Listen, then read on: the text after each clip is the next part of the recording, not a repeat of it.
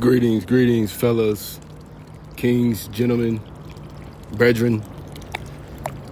How y'all feeling? What's your state of mind? What's your discipline look like? Are you doing the things that you say you're going to do, that you're planning to do, that you got written down? First off, I missed an important meeting today, so I got to hold myself accountable. So, yes, I have to acknowledge my faults, and that's one of the biggest skills as a man. You have to be able to acknowledge your faults, acknowledge your shortcomings as much as you acknowledge your achievements and successes. That's what we're about here. We're a full scale. Yeah, we discuss women, life, money, but it all comes down to you as a masculine man who leads, guides, and directs himself and sovereigns himself, most importantly, so that the world bends around him. Now that we got that out the way, I'm here poolside, and I see that the ability to walk away in any situation and circumstance is one of the most powerful skills anyone can have, a man can have. That's one of the first skills you develop on becoming supremely sovereign as a masculine man in the feminine world. The world is feminine and is built to nurture the feminine. The grass is feminine, the flowers is feminine, the trees is feminine, the water is feminine, the air is feminine. We are the masculine force on this earth. So we are not opposed to nature, but we rule nature. And nature doesn't know any rules. Nature has laws. So as a man, you have laws. You don't have rules, because rules can be bent. And that's a lot of times you men are allowing the rules to be bent in your life.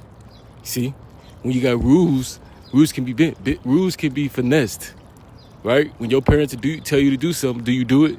They got rules. But laws, when laws come in, they enforce.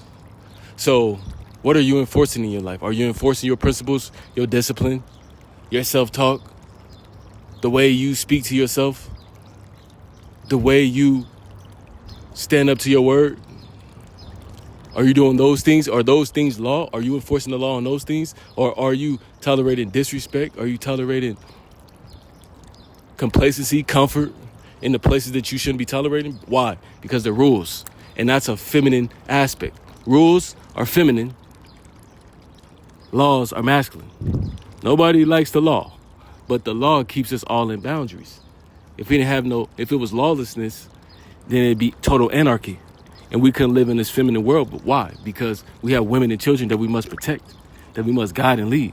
So if you have a lawless society, you have a lawless household, you have a lawless friend group, then it's going to be chaotic. It's going to be total anarchy. And someone has to come out on top. So if you're not in your masculine alpha state or frame, then you're going to be subdued in all areas or any area of your life.